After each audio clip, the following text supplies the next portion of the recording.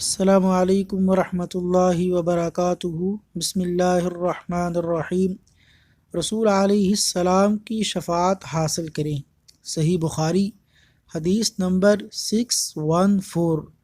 رسول اللہ صلی اللہ علیہ وسلم نے فرمایا، جس نے اذان سن کر یہ دعا پڑھی اس کے لیے قیامت کے روز میری شفاعت حلال ہو گئی، اور وہ دعا یہ ہے: اللہم رب هذه الدعوة التامة والصلاة القائمة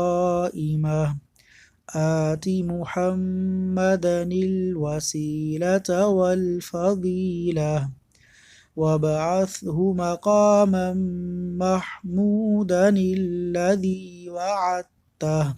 اللہ تعالیٰ سے دعا ہے کہ اللہ تعالیٰ قیامت کے روز آپ کی شفاعت